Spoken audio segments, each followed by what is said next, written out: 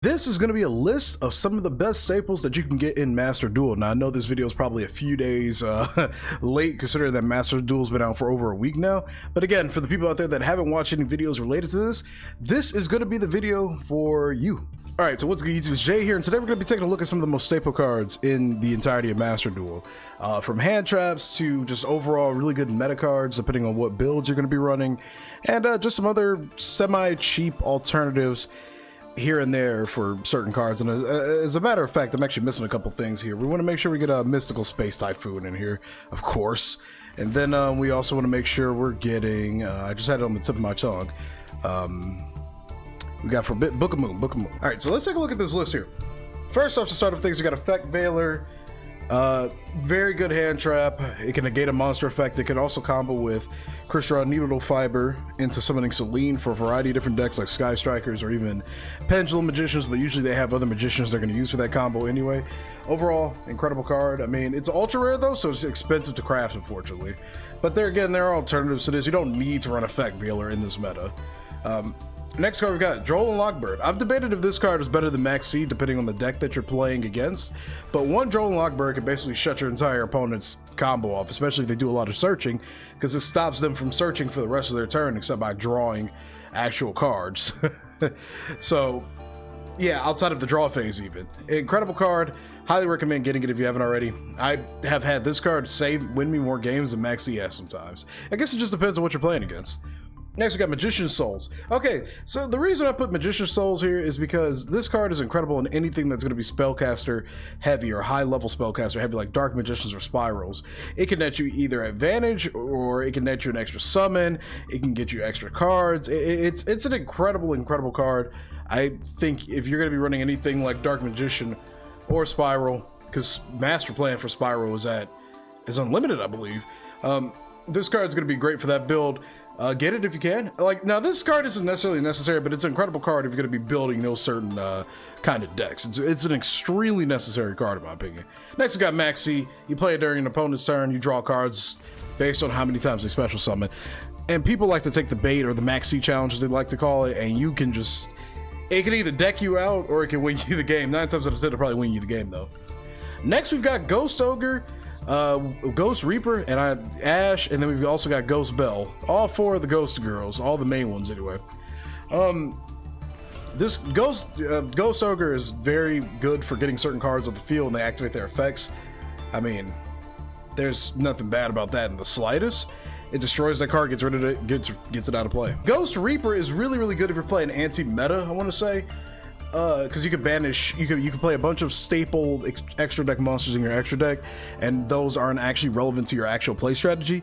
You play Ghost Reaper, you can remove certain, like depending on what you play against. If you have the right cards, Ghost Reaper can effectively neuter your opponent's extra deck in a way. He can take out the cards that they're about to use, and just overall disrupt plays. It's an incredible card, not used very often, but again, it's good in like anti-meta decks, I want to say. Next, we've got Ash Blossom. It can negate your opponent adding cards from the deck to the hand, or special summoning from the deck. I mean, what more could you ask for? You get one of these for free when you buy one of the special edition packs that are available in the shop. Get 3 of them. Literally one of the best hand traps in Yu-Gi-Oh history. Yeah. Then we got Ghost Belle. I mean, it's basically just another DD Crow. Speaking of which, I don't even have DD Crow in here. I'm tripping. But it's another DD Crow basically. You can negate the activation of something based in the graveyard, or especially something from the graveyard, or banish it from the graveyard, or adding cards from the graveyard to your hand deck or extra deck. And I apologize, I'm just rereading effects, but I mean, there's a lot to remember with Yu-Gi-Oh! I'm just rereading everything a little bit. And then to add on the Ghost Belle, we got DD Crow. It banishes something from any graveyard. Really good for disrupting certain plays, or preemptively disrupting a play before your opponent activates something that targets something in the graveyard. Really incredible card overall. Lady Debug, for anybody that's playing Cybers related decks like Salaman Great or Code Talker. I guess Attic too. Searches literally any level 3 or lower Cybers monster from your deck. And if it's normal or special summon, it straddles for Cybers and monsters. Incredible card, get it at 3. Pankratops. Okay, so Pankratops is basically just a free pop. I mean, if your opponent controls more than you do, you can special summon this card from your hand, and then you contribute it to destroy one card, or destroy one card on your opponent's side of the field. Incredible card. It used to be at 3, it's at 1 for good reason, I guess, because it was just a free pop with no drawbacks at all. Or, I mean, it's a free level 7 pop with 2600. It's an incredible card. Nibiru. This is the card that kills combo decks. If your opponent special summons 5 or more monsters, you can, after they finish special summoning everything, you can summon this card by tributing all the cards, by tributing as many face-up monsters as your opponent controls. You summon this card to your side of the field, and then they get a token. It kills combo decks in a way. If you can't negate this card's activation, you just wipe their entire board without issue. This is again for the people that say Yu-Gi-Oh is way too fast-paced, there's way too much happening. There are ways around this. Nibiru is one of these ways around all these crazy combo decks. I currently own 2, but ultra rare points are extremely hard to come by right now. Overall, one of the best cards to ever touch Yu-Gi-Oh, man. I mean, it's hurt me so many times being a Pendulum Magician player. And yeah, just having your entire board just sacrificed, it's brutal. Next, we got Raigeki and Harpy's Feather Duster. I mean, this destroys all monsters on your opponent's side of the field, and this destroys all spell and trap cards on their side of the field. This card actually just came to 3 in the TCG, which is kind of nuts. Monster Reborn, special summon something from graveyard. These cards are all dependent on what kind of deck you're playing. Like right now, I'm playing True Draco, and I don't run any of these. Upstart Goblin, it's at 3. Might as well run it at 3. Depending on the deck, like my Sky Striker build, I've taken out all my Pot of Desires for this card. I mean, I like this card better, honestly. You draw, it turns your deck into a 37 card deck. Literally, it's incredible. It's an incredible card to have at 3. Same with like Chicken Game, which I also probably should put in here as well. But I think that's at 1. No, this is unlimited. Okay. Foolish Burial sends 1 monster from your deck to the graveyard. Depends on what kind of deck you're playing, but as I say, your graveyard is now your second hand, pretty much. So you have this card to send cards from your deck, monsters from your deck to the graveyard. Again, it depends on what kind of deck you're playing. Like I play this in Phantom Knights, for example. So you know, decks that are really graveyard reliant run this card all the time. Reinforcement of the Army. It makes any deck you have focused around warriors, a 39 card deck. Searches literally any of the best warrior monsters in the game for free. Play it in any warrior deck you play, including Sky Strikers. Pot of Avarice. I play this card as Sky Strikers because there's a lot of resource management, and monsters do end up in the graveyard very frequently because of the nature of Sky Strikers. So being able to recycle like my Kagari and some of my other Sky Striker Link monsters, it's gotten me back into so many games before. So I mean, if you haven't gotten this card already, it's really good in a lot of decks. I highly recommend it. Instant Fusion. Instant Fusion is debatable. I mean, it's not great right now because it's at 1, but I mean, you can run this in any deck that could get Shaddoll Winda out and make it so your opponent basically can't play Yu-Gi-Oh! It allows you to go into link plays because it nets you a free special summon from your extra deck. So I mean, you know, depending on what kind of deck you're playing, this card's always worth running in my opinion. Allure of Darkness is a budget-ish kind of draw card, I want to say. You draw 2 cards and you banish 1 dark monster from your hand. Depends on the kind of deck you're playing. I can see this in like Black Wings. I used to play the Pendulum Magicians, which don't need it anymore because we have so many draw cards and search cards again. Overall, incredible card. Used to be at 1 at one point or another, but it's a great card. You can run 3 of it. If you have a dark, heavy focused deck and you don't really want to use the more cost cards, this is a great card to have in there. Pot of Desires. So this card actually just went to 1 in the TCG, which is kind of funny. But the benefit of this card is you basically combo off, you do all your combos, get all your draws done, etc., etc., and then you play this, draw 2 basically for free at that point. Most decks can search out everything they need on their first turn, so if you have this card in your hand, I mean, it basically nets you 2 free draws after you finish comboing off, which is why I think they put it at 1.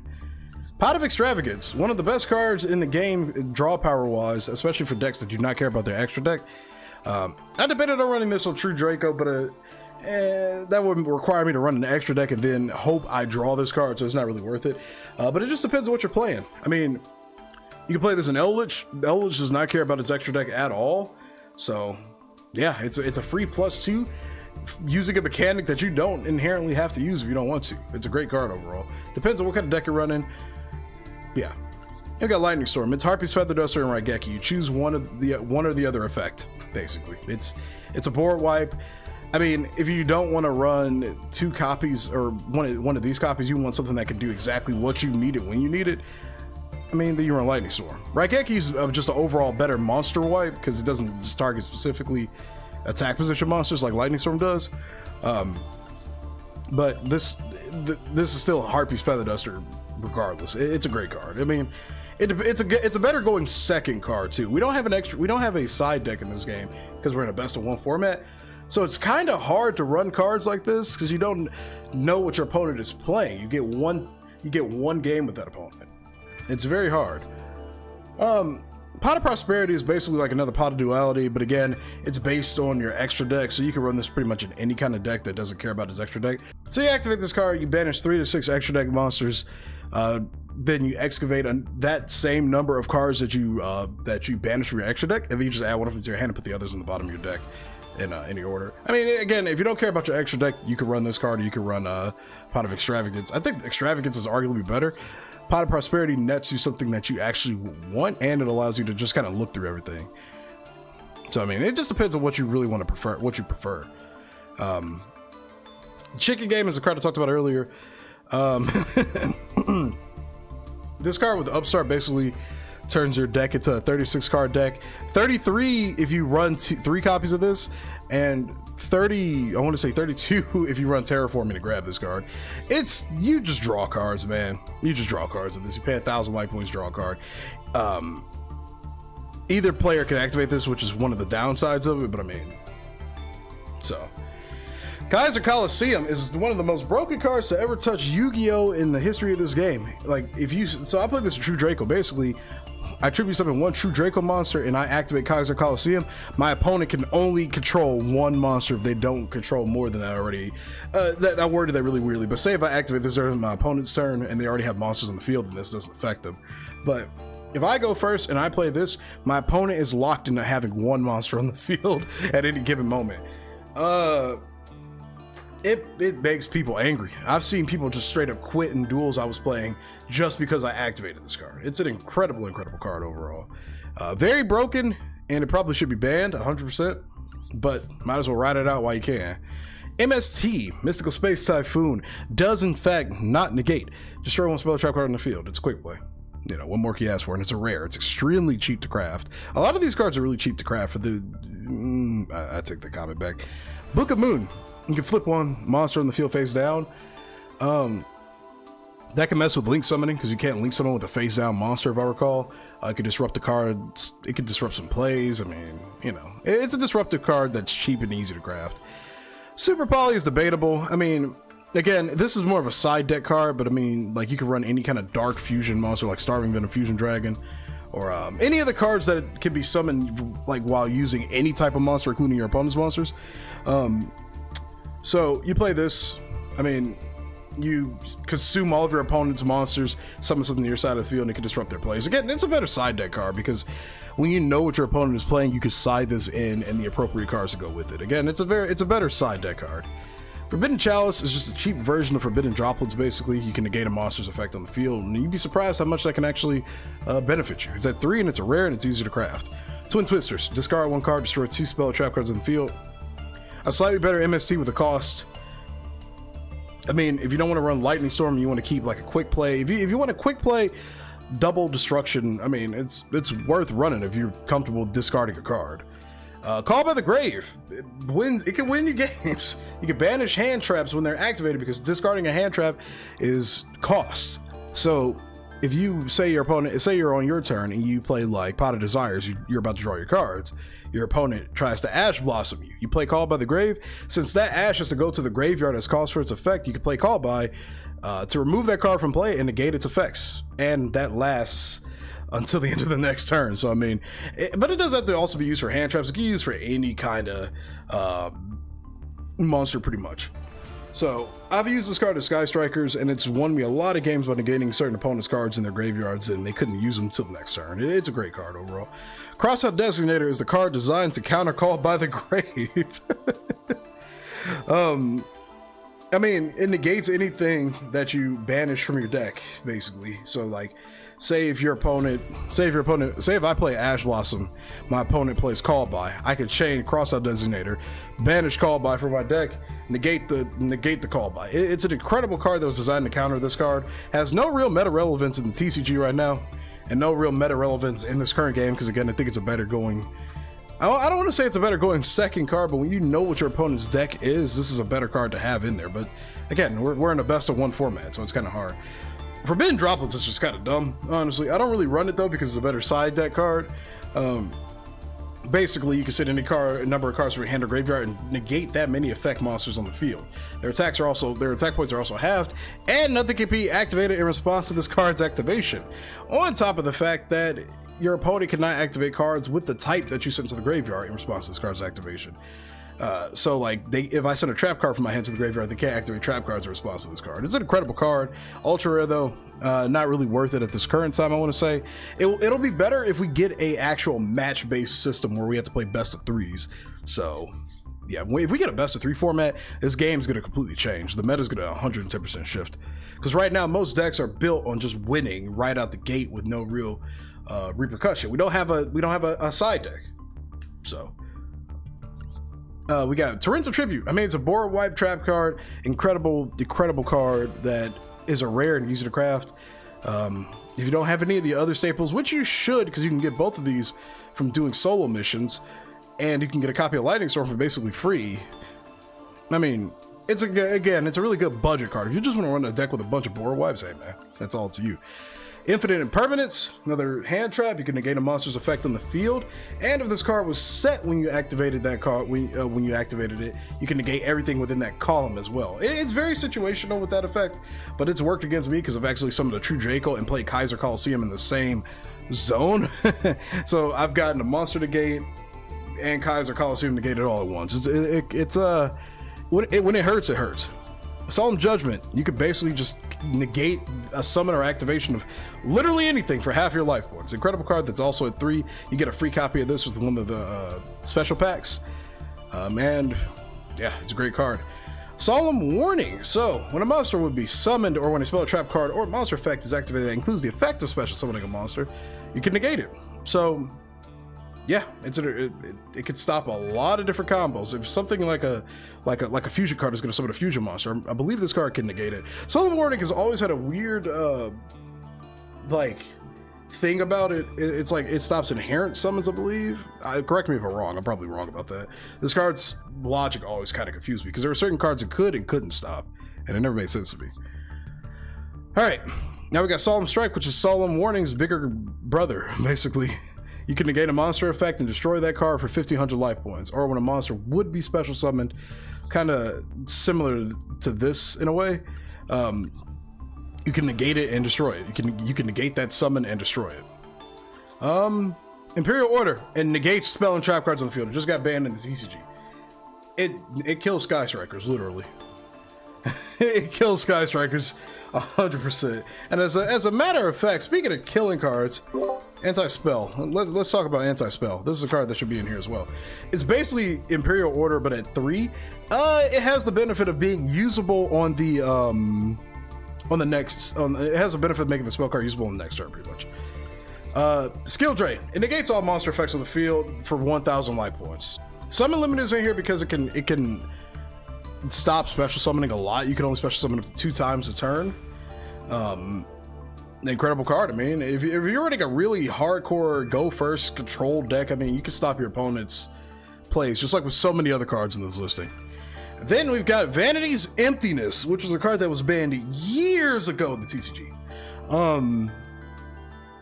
It stops all special summoning unless something on your side of the field is sent to the graveyard, then it goes to the grave. It stops all special summoning. It stops all special summoning. I mean, that's more than enough. VFD, or True King of All Calamities, could basically make it so your opponent cannot activate monster effects or attack with monsters of a declared attribute. This card is a quick effect. It can it's one of the most broken cards to ever touch this game. It's a quick effect, basically. You activate this card's effect, you can declare one attribute, and your opponent cannot activate any monsters with that attribute, nor can they declare attacks. It ends games.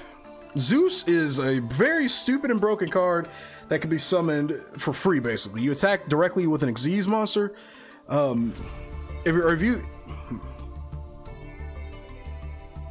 Zeus is a very broken card that deserves to be banned. If an Xyz monster battled this turn, you can special summon this card during your main phase 2 and take the materials from that card and add it to this card basically. And then with that, well, it has this very nifty quick effect where if you detach 2 materials, you can send all other cards on the field to the graveyard, and they don't count as being destroyed. It just sends them to the graveyard, which is way better than just destroying them, because a lot of cards react to being destroyed.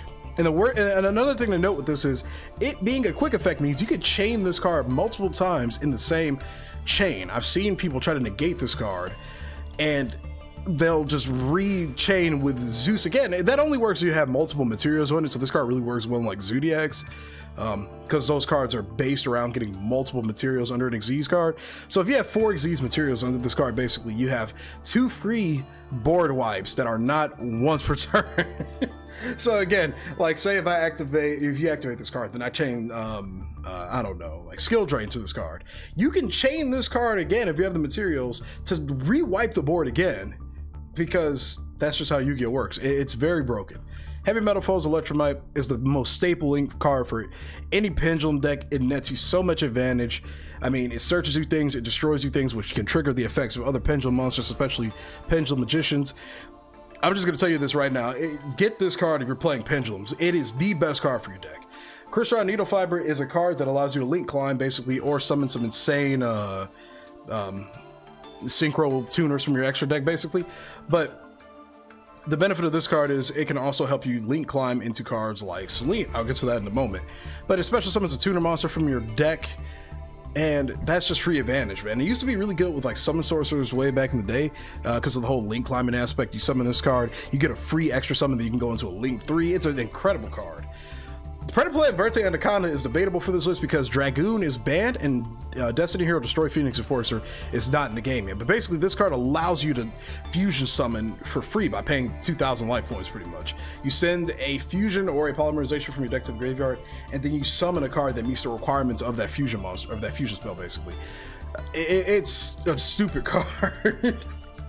Nightmare Unicorn is a very, very good card that also should be in here with IP Masquerena. Forgive me. Let me start this over. One thing I added to this list was IP Masquerena. It allows you to link summon during your opponent's turn, basically, and it has no real cost to non-linked monsters, which is really easy to do.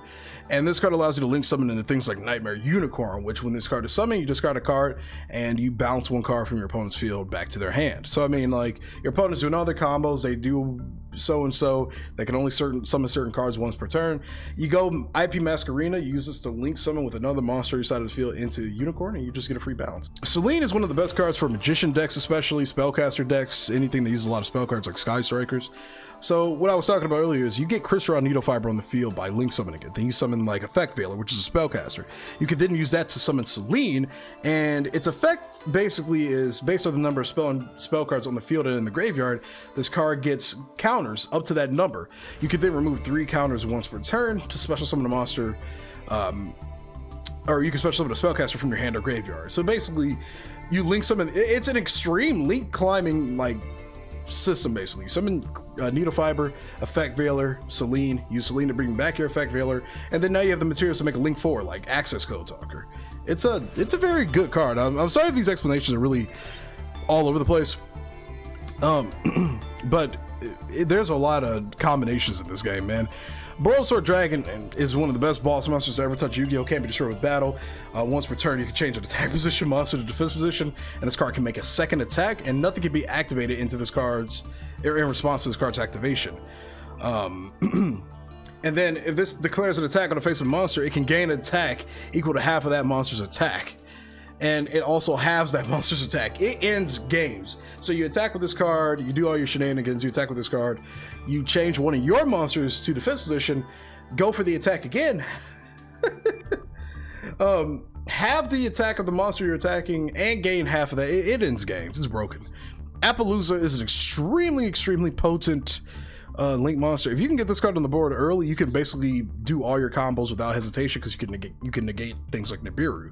It's insane. It's very insane. Access Code Talker is another boss monster that legitimately ends games pretty much. you link summon it, you can target one link monster in your graveyard. It gains 1,000 points based on, it gains 1,000 attack points based on the number of link arrows that monster has. So if it has like 3, this card gains 3,000 attack points. And then you can banish link monsters from your graveyard to destroy cards on your opponent's field, but you cannot banish monsters with the same attribute more than once that turn. Also, nothing can be activated in response to this card's effect activations. That's pretty much gonna be it. These are pretty much some of the most staple cards in the game. Sorry if this video was a little too long or it was a little all over the place. Yeah, that's pretty much it, man. Thank you for watching. Hopefully you enjoyed the video. Be sure to leave a like on it and sub to the channel, and I will catch you later.